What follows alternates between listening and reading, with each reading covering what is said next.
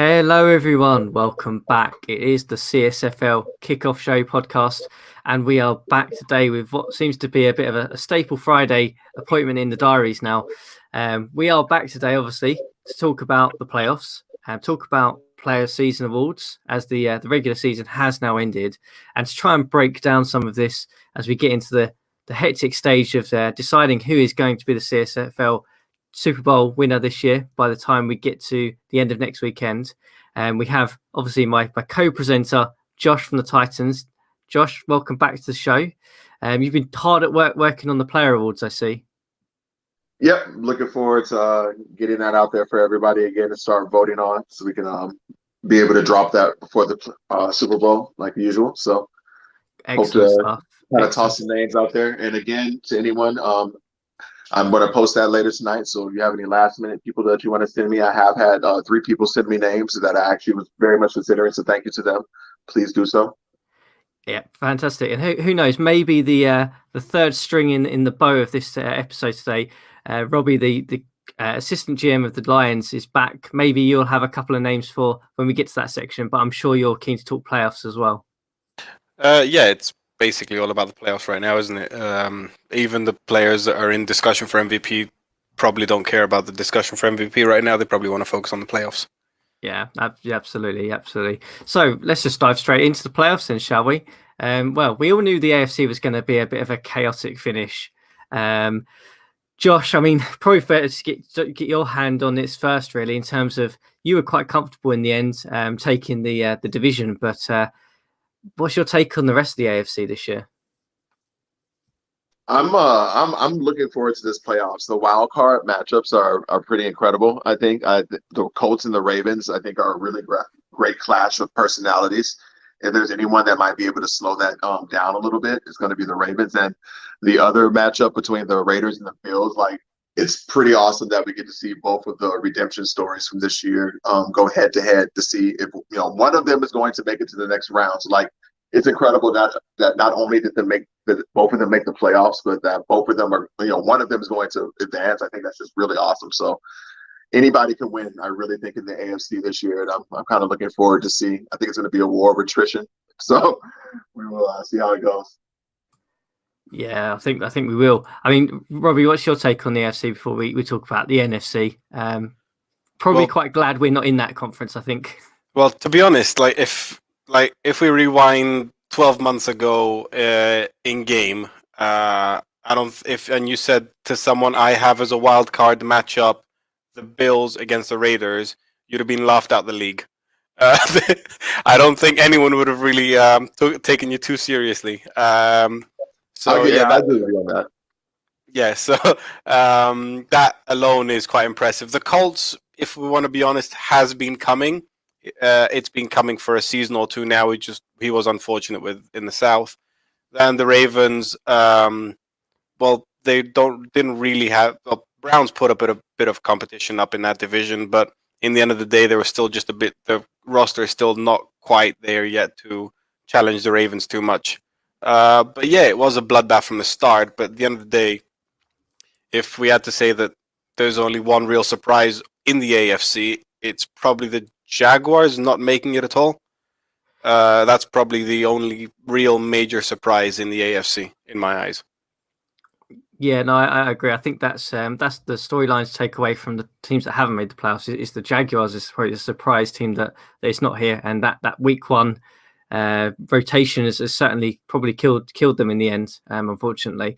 But let's dive over to the NFC. Josh, I mean, coming from the AFC where every team is 11-5 or above, what's your take on the AFC playoff list this year? My very first take is that most of our teams would have made the playoffs of in the NFC, and I feel bad for them on that note. But looking at the matchup, I do think there's still some value there. I think they're really interesting matchups. The Falcons and the Panthers have really had a good head-to-head rivalry this year. They actually had a matchup that we thought was going to dictate which one of them made the playoffs, but it kind of turned out that they both made it. So, it's kind of weird watching the team play each other that many times. I'm kind of going to be in a similar situation if the Colts win. but it's still going to be good nonetheless. And then the second one, the Packers might be the most powerful wild card in league in the small league history that we have. So that'll be really interesting to see if they can stop the Cardinals, which might be the first true dark horse, team that we've ever had in the league that just came out of nowhere and took a playoff and had a really amazing playoff run. So I think that there's value on both sides regardless of the records. But at the same time, I think it's crazy how many 11-5 teams there are in the AFC, and that and 8-8 teams made the playoffs on the other side. Yeah, I mean, interesting. I mean, Rob, I would hand it over to you at this stage, but I think we should probably dive into some of these wildcard matchups, because I know you specifically called out the Falcons getting through in the wildcard app between them and Dallas, and that is probably the first matchup that we should probably talk about in the NFC. Interested to get your breakdown on the Falcons. Obviously did as you predicted, but obviously they've got a tough matchup here against the Carolina Panthers. Yeah, they did let me down, admittedly, because they didn't win the division. But yeah, they they got there in the end. There's the list for the Panthers is probably the only thing that competes in terms of length with their actual transactions page, which both of them you have to scroll down a couple of times for you to get to the end of. Depends how many of those guys actually play. The probables you'd assume would play. If half of those players are off, you can't help but think that the Falcons will be able to get through on that game, in my opinion. Which is quite impressive considering the players they've lost. We're discussing in the group chat that they've lost Brady and Calvin Johnson in recent seasons, and they've somehow become better as a result of it, which is quite impressive. It's also impressive that Brady is retired 6 years ago in this compared to what he's re-signing new contracts in real life. Yeah, we had a chat about the Brady contract today, and interesting discussion. I mean, yeah. Who would have thought it? But I mean, let's. But there's no real stars on either of the teams. Like, you look at the numbers, and you can't say that any running back has really set alight the league, or any wide receiver has gone mad, or Cam Newton in recent weeks has been doing well, but that's only in like the last 6 or 7 weeks or so. Yeah. I mean, let's. I mean, Josh. I mean, in terms of this, I mean, you've got to give major, props to the Falcons GM Kevin, who's first year in the league. He has managed to pull what I would have predicted the Falcons would have been a 2-14 team this year, just because of the two players they've lost over the past couple of seasons in Megatron through free agency and Brady through retiring. I mean, what's your take on it? I mean, my opinion is they've done fantastic to get to this stage and prove everyone kind of wrong in their first season. Yeah, I completely agree with you on that. Like, I don't want to take any credit away from anyone. I think that they really had a good turnaround story. I do kind of think that the pieces kind of fell in their favor as well. Just the flux of that of just the NFC in general. You just had a lot of teams that are finding their way. So whoever hit that learning curve the fastest was going to move forward. So I think that that's where the credit should lie, because I mean, when you just look at it, like, I just that defense is just like, woo, like, how many teams made the playoffs this year where their defense is putting up 20 points in a game and their offense is only putting up 18. Like, I don't know if that discrepancy exists on any of the other teams that have made the playoffs. So that stands out. But again, like, still good job. Like, that GM turned that team around, and you should be given credit for that. Yeah, I think I completely agree. And then if we move on to sort of the Panthers, I know, Robbie, you talked about the injury list and how long that is, and it depends on how many of those are actually going to play. And you last thing you touched on was obviously Cam Newton's resurgence over the past few games. Do you think that's sort of been the main factor in sort of driving the Panthers to the playoffs here, or has there been other factors at play as well? I think. And you can tell on how many teams have actually made. I'm not talking about relatively playoffs, but overall conference finals over the last couple of seasons. It's all about defense, in my opinion, and in the opinion of many teams that have got that far. And the Panthers are the 4th best defense in the league, and they've tightened it up over the last couple of weeks as well. So once that was sorted, in combination with Cam Newton's resurgence. I mean, in the last 5 weeks, the Panthers held their opponents to under 10 points 4 times. And those teams were the Browns. Actually, no, I'm going to confuse that one. The Browns were 1. The Ravens were only held to 24. And they held the Rams as well to 6. And we've already discussed quite often the offense that the Rams have. And they managed to hold the Falcons down to 6 and the Bucks down to 7 as well. So that just shows that their defense works. So once your defense works, you're set up for success, really. Cliche, defense wins championships. It seems to hold true in just about every single sport. It's easier to get points than it is to stop. So teams that commit to that just seem to just make it in every single sport. So I completely agree with you that should be the lesson that you should take out of each of the seasons, because I think if you look at the teams that have made the Super Bowl each year in our league, they've probably been top 3 in defense, I would say. I think I'm pretty confident, and if you were to look that up, that would be pretty accurate. So I think you definitely have a point there. Yeah, it feels like every Super Bowl, every season, you're discussing 2 teams that are 2 of the top 5 defenses every season. Like you regularly being there. The Saints were an elite defense. The only exception I can think of off the top of my head were probably the Cardinals 2 seasons ago, who got there purely on their offense. But that's probably the only exception out of the 5 Super Bowls we've had that doesn't involve at least both teams being top 5 defense. Yeah, exactly. I mean, interesting observations there on both teams. I guess the thing that we could take away from this is obviously in week 16, both teams did play each other as part of what was a key division, probably division decider in the end. The Panthers obviously running away with that one, 34-6.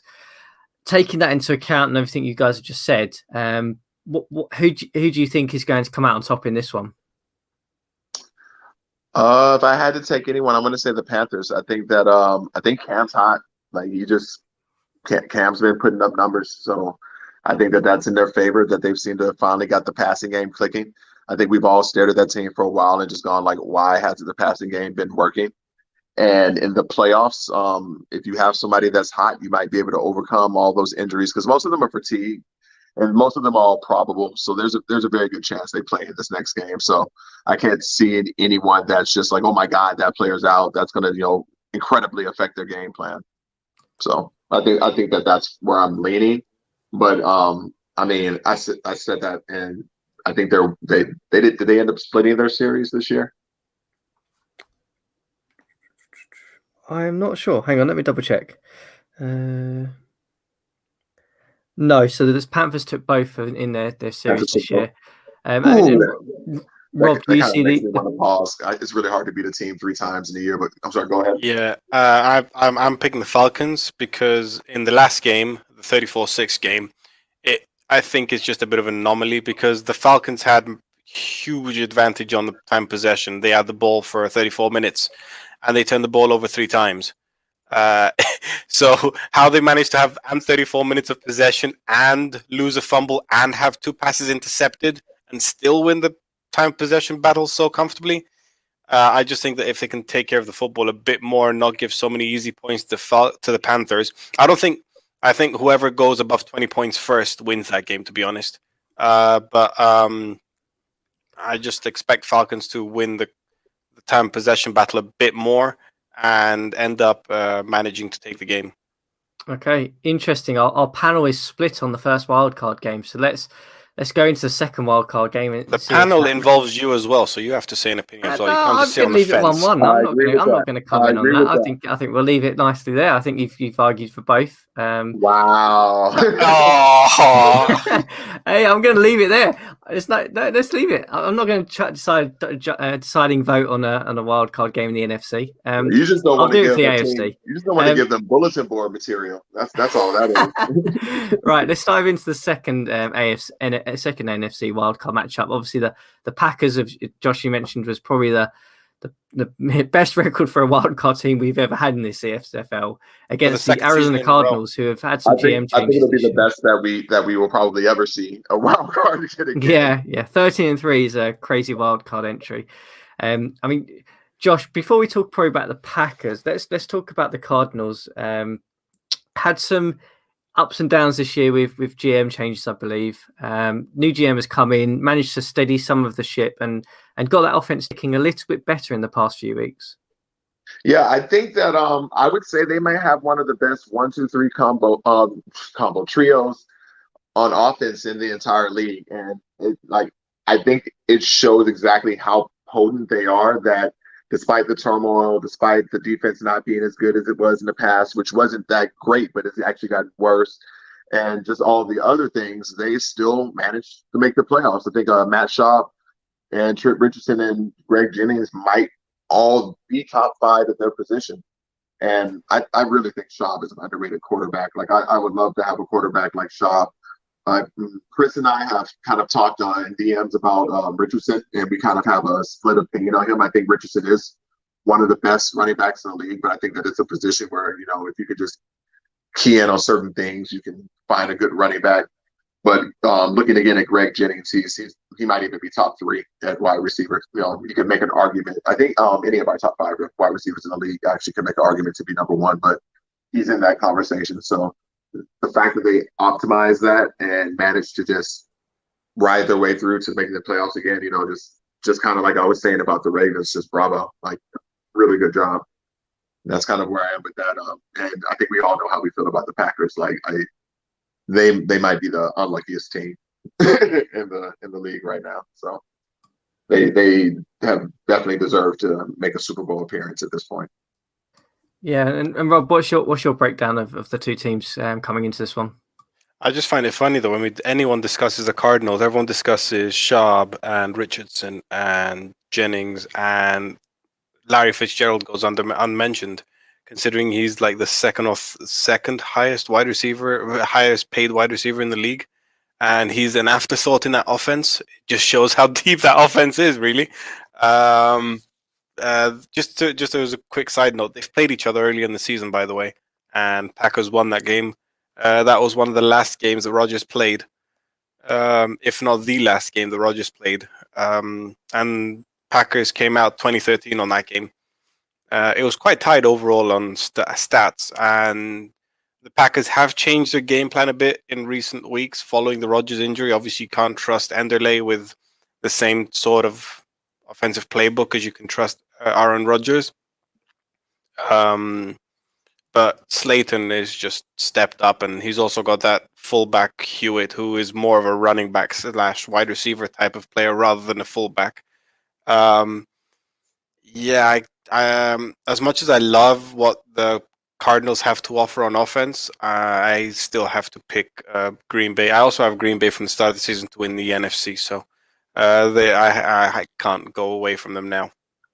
Yeah, interesting. And Josh, I guess, do you see any way the Cardinals can get through against a really tough Green Bay team this year, without Rodgers, obviously? Yeah, I mean, as they say, any given Sunday, anything can happen. But I mean, it would just take a game plan breakdown of epic proportions. I think that offensively they're well matched. I'm not going to sell the Cardinals short on that at all. I do know that Larry Fitzgerald's on the team. I picked Jennings to highlight because his stats are just better, but you're absolutely right. If we had deeper stats, I bet there's something that Fitzgerald's excelling at. Like, it's probably like the best on their team at third downs or something like that. I wish we could tell. But no, they have a fantastic offense, and I think it's right up there with again, any of the best offenses in the league. So from that perspective, I think this will be a shootout. I don't think that the Packers will be able to keep them from getting off the board, even though they do have an amazing defense. But I do think that in the end, they'll pull ahead by about, I'd give them like +4, +5.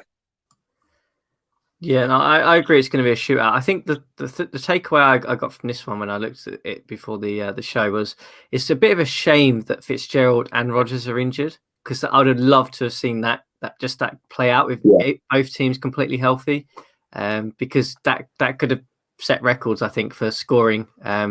Given that the Packers' passing defense is not as good as it has been historically, it's still good. It's not as good as it has been, and we all know how good the Arizona Cardinals are on offense. That would have been a really interesting watch. But with the new patch, I honestly think as strange as this might seem, I think it will actually come down to who has the last possession of the second quarter, because it seems like quarterbacks go insane in that final 2-minute drill.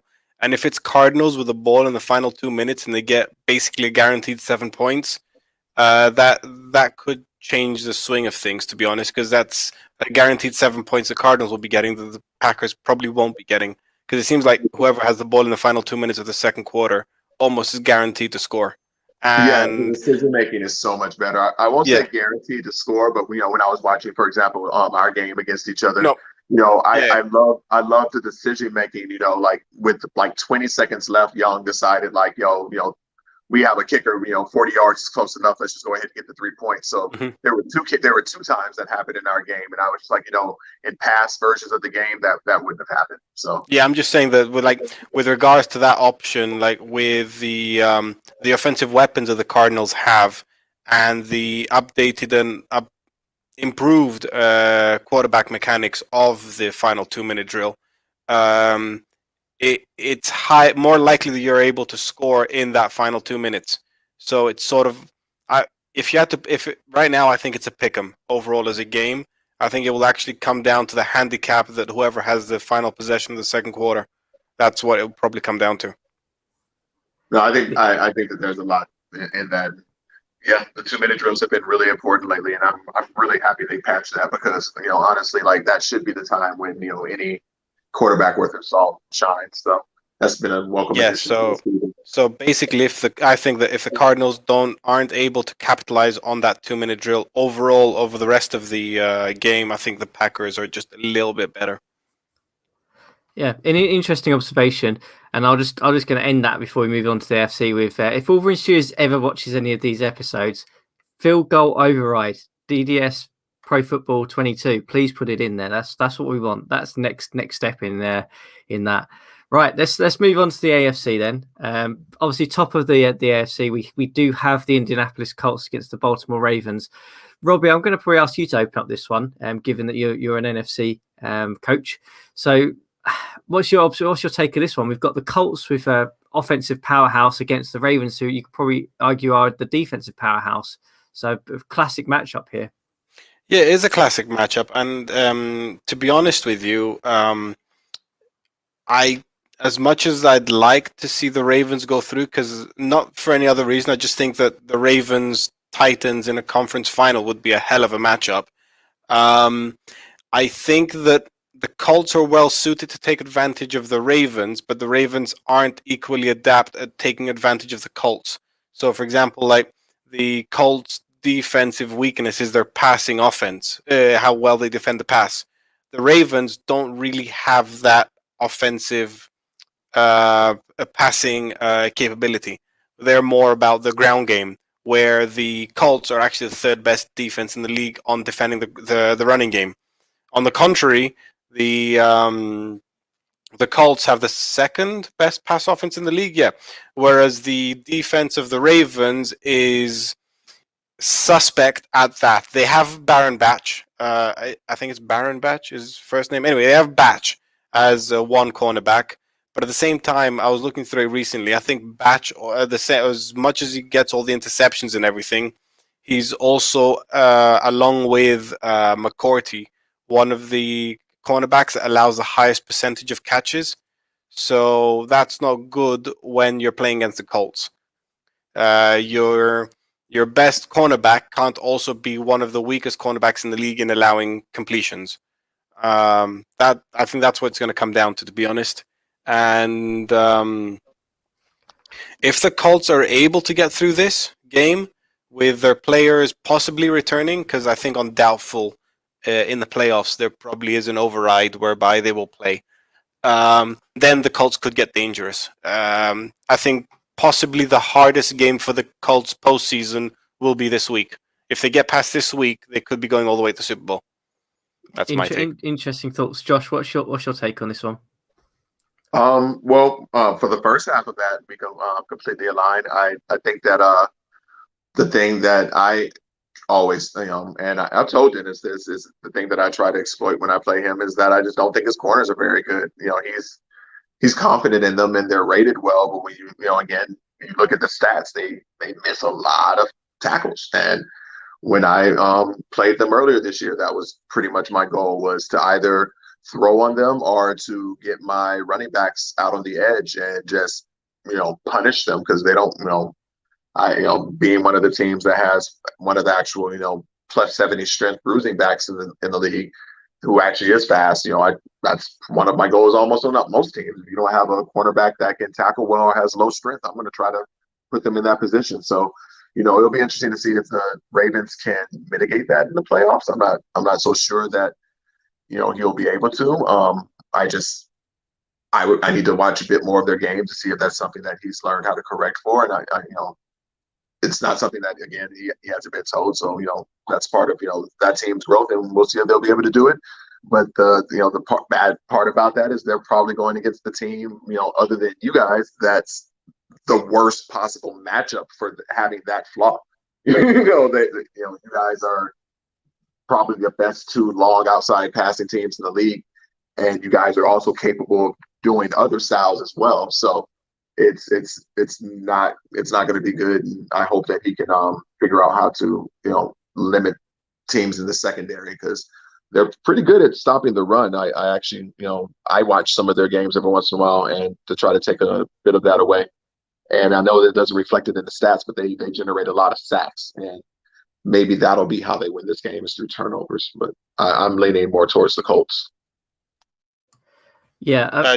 Just to clarify, I meant Brandon Burton, not Batch. Batch is the running back. That's the one I meant. Burton, the cornerback. Yeah. I just want to throw two other things really into this one, really. For me, Pierre Garcon being out for the Colts is a huge Pierre Garcon, huge loss. but carry on. Garcon. I'm great. I mean, how good I am with names. So for me, a lot of the Colts play is going to really depend on whether Harvin can still get the same level of receptions and same level of yardage that he needs to with that absence.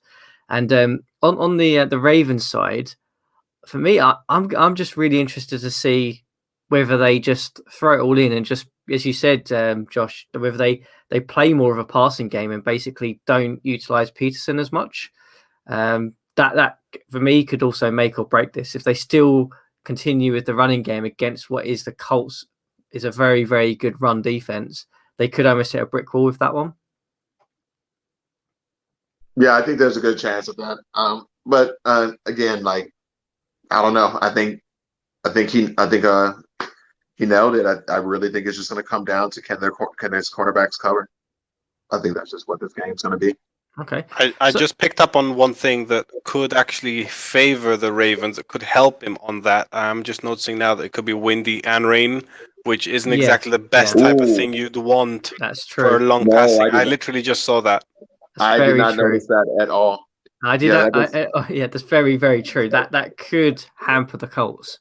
That could be the difference between you going 55% completion and going 50% completion, for example. When you're on long passing, that 5% could be the difference between you actually getting the touchdowns or the long plays that you need. That what's it called? Feast or famine sort of offense that they run. Yeah. That's why I don't use it. When it hits, but having a 50% completion percentage isn't terribly fun. Yeah, interesting final point to end on with this wildcard matchup. So I guess question back over to you guys. Colts or Ravens, who are you taking with this one, Robbie? I'm still going to lean at Colts. You're going Colts, yeah. I was talking myself into Colts all the time, and then the windy rain part sort of affected me, because I've seen how much that can affect the actual play. Also, I'd like to see a Ravens-Titans conference finals game, so I'll go with Ravens. Okay, we're split on that one as well. As much as I don't want to be going and supporting Dennis. We're split on that one as well. So Well, it's not that on my side at all. I just think the Colts just have a really good long passing game. Yeah. Now, okay, so the final wildcard matchup that we've got to talk about today is a really fascinating one. I mean, I guess first thing is probably to apologise to the Raiders for the mess up in the game in terms of the head-to-head tiebreaker. That obviously meant that the Denver Broncos managed to snag themselves a division win and also home court advantage, home field advantage. So it means the Raiders are in here up against the Bills, who are the surprise package, really, after their sort of end of season run. I mean, I'll probably open it back out to Robbie again with this one to begin with. Raiders, who you've pegged all along most of the season, to be fair, against the surprising Buffalo Bills. How do you break this one down? I had the Raiders to win the division from early in the season, simply because I had found early that the defense that the Broncos like to run didn't translate well to the 21 game. So I thought that the Broncos would take a while to develop into the team that they could be in 21. So I thought that the Raiders could pick up an early lead, which is actually exactly what happened, to be honest. And the Noah is starting to come into his own now again, which is probably a bit concerning for teams in the AFC. Bills have gone about their building process, and I brought it up last week as well, completely the opposite way as what I think is the right way or the easiest way or the most efficient way to go about it.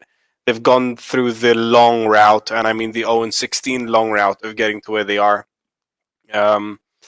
But they're nicely balanced, these two teams, because they're both like a kind of Cinderella story. They're both like teams that, like, if someone is stuck at 4-12 on the season, you're like, look, just keep going, have a plan. You're only a season away from possibly making the playoffs, depending on if you're in the NFC especially. You're only a season away from making it, because the Raiders and the Bills have gone from a combined, what was it, last season they had 9 wins combined, to having a combined 23 wins this season. It's just insane the turnaround both teams have had, and props to both general managers for doing it. The windy rain type of thing sort of has me a bit concerned for the Raiders, because they rely on the long Peyton Manning passing to Vincent Jackson, who has probably been one of the trades of the season, to be honest. Along with the trades that the Bills have made, not the Bills, the Colts have made to improve that defensive line. Well, I mean, I think you can also probably talk about the Cromartie trade as well for the Bills. Both teams have been very savvy in the trade market and in the free agency market this year. The one concern I have for the Raiders, the primary one, is that their defense just leaves way too much to be desired. If any team goes above 20 points against them, they have very little chance of winning. Their losses have come. They played against the Bills earlier in the season. They lost 24-10. They've also lost to the Broncos on defense. Basically, they lost a shootout to the Chargers, and they lost a shootout to the Ravens. But yeah, like, their losses have come. They've given up 45 points to the Ravens, 24 points to the Bills, and 30 points to the Chargers. It basically comes down to if their defense can stop anyone, and right now, I don't think they can. And if anything, if they get knocked out to the Bills, it will save them from getting knocked out by the probably Titans or whoever it is they play in the next round. But at least getting knocked out the Bills, they'll get knocked out with a respective scoreline, as opposed to what the Titans will probably do to them in the following round. Yeah, interesting. And I guess, Josh, what's your take on this one? Observing this one from a viewpoint of being in the conference. Well, I mean, I kind of want the Bills to win because I want a rematch. But going back to just paying attention to their individual matchup, I do want to take a moment and just again point out that both teams, as we've said at the beginning and a few moments ago, just incredible seasons. Just, you can't say much more about how big the turnaround was for both teams and where they were last year compared to this year, with just some of the perception from other GMs. We were joking at points of last year that, the Raiders were, a 3-season project or a 4-season project. So, it's just really great to see, improving that if you really, commit and try, you can, turn a team around relatively quickly. And on the Bills side, it's good to see that if you just commit to a plan for a few seasons, that eventually, you will see the fruits of your labor. So that's cool. Looking at the matchup, both teams are pretty even with their injuries. That's one of the things that I like about this matchup, because in all of the other ones, there seems to be one team that just has way more injuries than the others. The one that stood out to me that we haven't really talked about yet is that Peyton Manning has a jammed finger. And yeah, he's probable, but I can tell you firsthand that I've had probable players in the playoffs that did not play. So you never know, and that's pretty scary. Other than that, I think that on the Bills side, a lot of their turnaround was when they picked up Cromartie, and he's doubtful with a jammed finger. So I really wonder if their defense is going to be the defense that we've seen. I want to pick the Bills, and I think that I am going to pick the Bills because I've just been really impressed with their turnaround. But I would not be shocked in the least to see the Raiders pull out this win, just because they've got a lot of momentum on their side. But I do think that the Bills are the superior defensive team, and that should be the reason why they win this matchup. But just how much that's affected by Cromartie, I'm just really not sure. But with this being a game where there's a very low chance of rain, but it could happen. We could be in for a running match, and if it comes up to that, Javid Best is one of I'll talk about later, is one of my MVP candidates, because I agree with some of the comments in the league that 84 pancakes for a running back is absurd, and he's doing it on one of the worst offensive lines in the league. So I think that the Bills have a good chance to win this, as long as everything works out for them. Yeah. Okay. So Josh, you have the Bills. Robbie, do you have the Raiders, or are you going back to the Bills coming through in this one? Yeah, I'll probably go with the Raiders. I've supported them all season. I'd like to see them progress because it's a nice story. Both whichever team goes through, to be honest, is nice. Also, by the way, if the more the Bills progress, the lower the value of the Panthers pick goes as well. So that's a nice bonus there, so we can laugh a bit more at Kyrus. Well, he has a habit of picking up draft picks that mysteriously all of a sudden get worse than when he's traded for them. So that history's got to repeat itself, hasn't it? In multiple leagues, no less. In multiple leagues, no less. Yes, exactly. Also, can I just say as a side note that's quite funny, the Raiders are the third highest team in the power rankings. They've leapfrogged the Lions in the last week as well. So by the power ranking standards, the Raiders is a better team than the Lions and the Titans currently. They're third. 15-1 team should be third. Yeah. The Raiders are third. They're riding an 8-game win streak. So that's nothing to be laughed about. And they've faced some decent teams in that, but no team that's actually in the playoffs. So that's just a bit of a takeaway there. Yeah, okay. So we're split on this one. And I think we've been split on all of them, but yeah, we've been split on most of them. I think the only one we actually had a deciding one was the Packers-Cardinals game, where I think both of you went with the Packers for that one. Mm-hmm. So that kind of brings us to a conclusion of the wild card and the games that are occurring on Sunday. But obviously, at the end of the regular season, we get to the point where we talk about the awards. Josh, I know obviously you're busy putting together the actual voting system for the awards this year, which obviously is a mandatory thing for every GM to vote in. So anyone who's watching, make sure you vote on that, because otherwise you probably will lose your GM status if you don't complete that. Let's go straight into it. So Josh, I mean, I've just pulled off the sheets from the actual game in terms of the awards. Obviously, we do have the coach awards as well, which I don't have. But I'd be really interested to get your thoughts into whether there's any other candidates for some of these as we go through.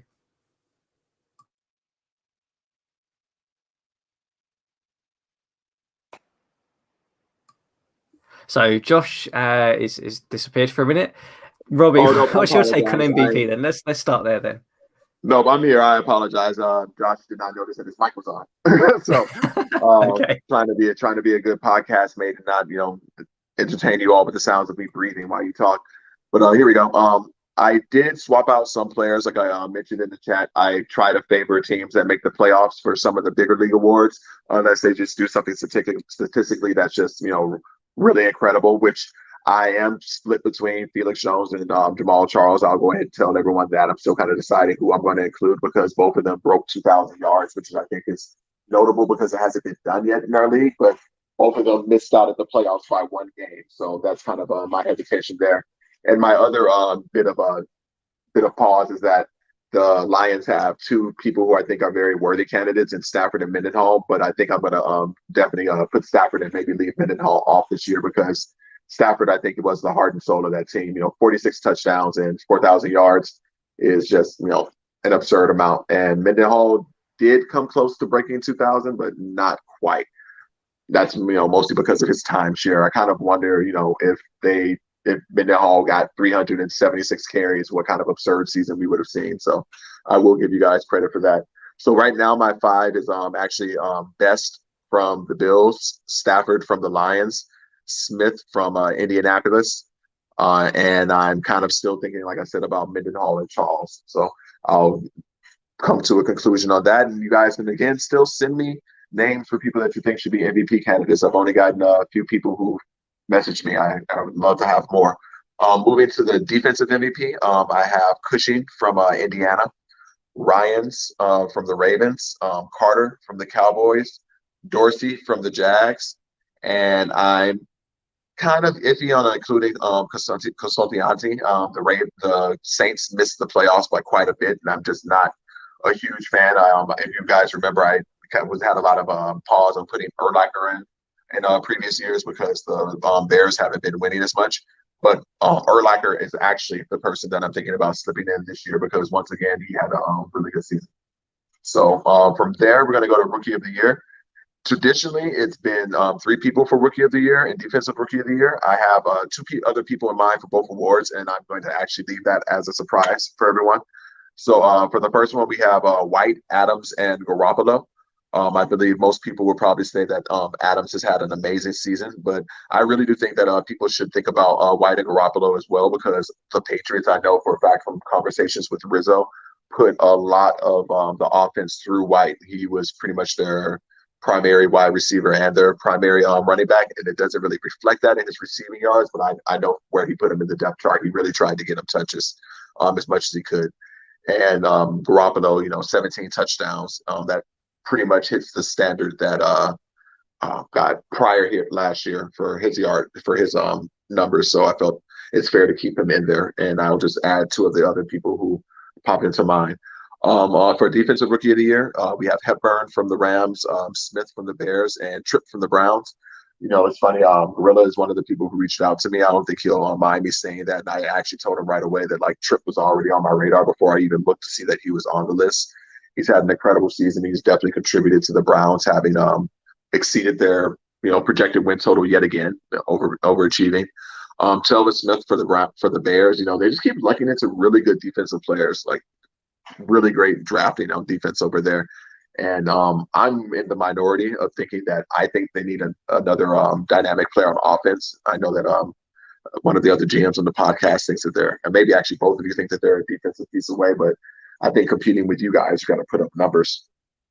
And last player, Hepburn, the Rams kind of overachieved a little bit this year too. And their GM, I know, was kind of hoping that they would settle into their losing ways so he could get a better draft position. But I think one of the reasons they overachieved was, Hepburn, sacks and safeties and forced fumbles and fumble recoveries, almost broke 100 tackles. That's pretty incredible for a rookie. So that's where we're at, guys. And if you have any comments, feel free to chime in.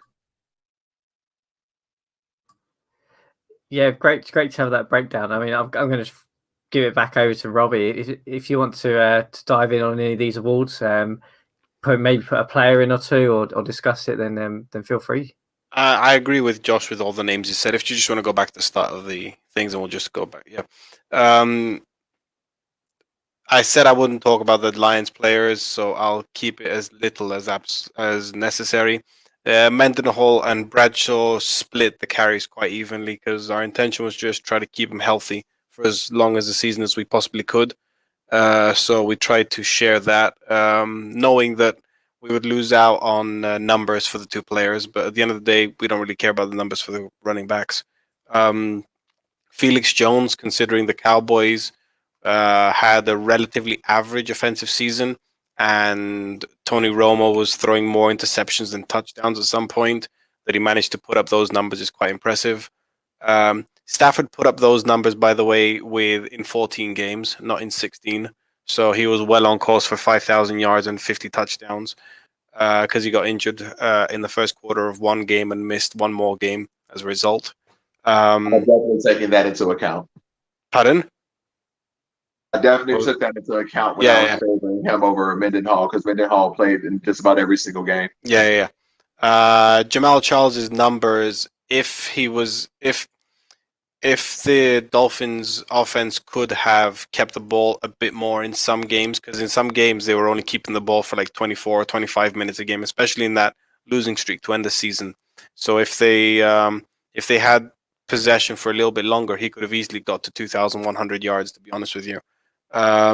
He was just unfortunate that the offense was just not keeping the ball, which admittedly you could say that Jamal Charles was the Dolphins offense, but at the same time, there's only so much that he can do. Alex Smith with the Colts was a completely different player when Garcon was on the field. When Garcon was off the field, you can see his numbers just dropped. Not necessarily his actual yardage, but his actual efficiency. With Garcon on the field, he was averaging over 62% completion rate. When Garcon was off, he drops down to about 45 to 48%.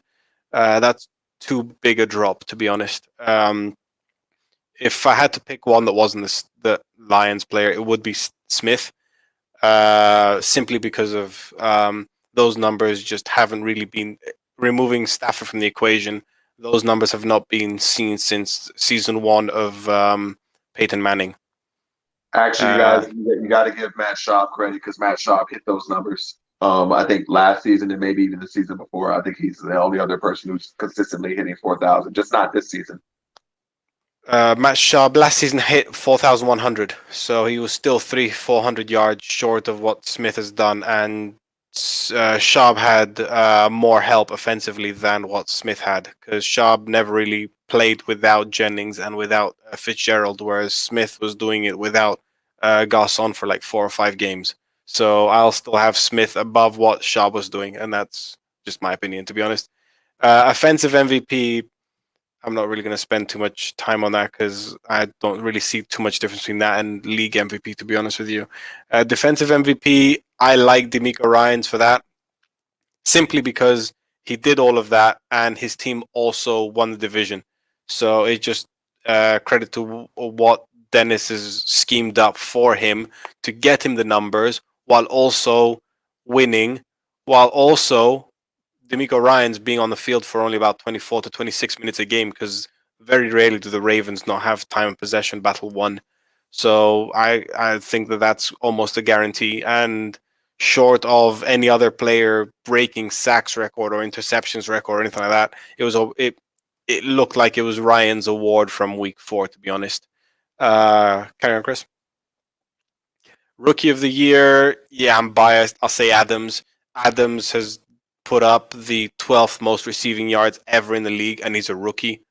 And that includes the record that was it that set the record? Deshaun Jackson set this season, broke the league record with Bo ahead of him.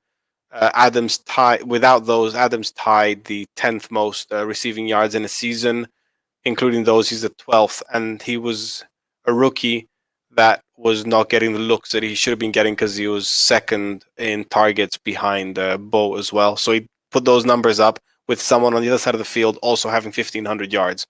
So that's quite impressive. White, I feel, was unfairly done by the fact that he was missing Russ for a long part of the season. If he had Russ earlier in the season, he could have actually done a lot better than what he did. I find it difficult giving Rookie of the Year to a player that led the team to barely 7 wins. What was it? The Saints got 5 wins, sorry. Yeah, that's not really feasible for me, to be honest. And Defensive Rookie of the Year, what I find impressive is that Aaron Donald's completely disappeared from that list. To be honest, I haven't really paid too much attention to it. I also like to go about the defensive players being on teams that also don't that keep the ball a lot. So automatically, I'm leaning more towards Tripp if I had to. So yeah. Yeah, no, interesting to get your thoughts on that. I guess just going to pick up on the Donald point. I guess it's interesting because obviously the Giants won their division. I don't know exactly to hand what stats Donald put up, but I would be surprised if it wasn't something positive to possibly put him into that Defensive Rookie of the Year. But again, that's on no observation. I haven't looked at his stats or no, any it's of his nowhere near. stats. He only had 33 tackles, 9 tackles for a loss, and 8 sacks, which is okay. He fell off. Yeah. Okay, interesting. Because I just would have, without even looking, would have assumed that he would have been a nice driving factor to the Giants winning that division, but maybe not. Cool, great. So we've got through the awards. Josh, obviously you're going to put them up later tonight, and obviously if anyone has any further names for consideration, then obviously hit him up on Discord. And as we've said before, this obviously is a mandatory vote for all the league GMs. So make sure you get your votes in. You obviously can't vote for your own team and your own players. So don't do that.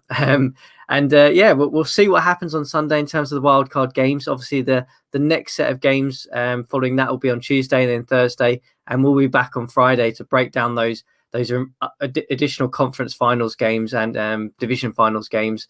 And then talk about the Super Bowl matchup, which will probably be on that weekend. But Josh, Robbie, it's been great to have you guys on, and we'll be back on Friday. Cool. Hopefully on Friday we'll be having basically a Super Bowl preview between a small select group of here.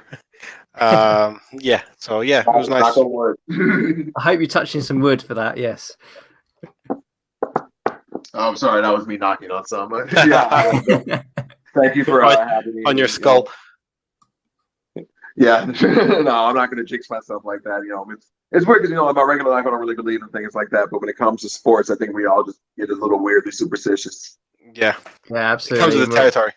We'll see what happens. We'll certainly discuss it next Friday. Looking forward.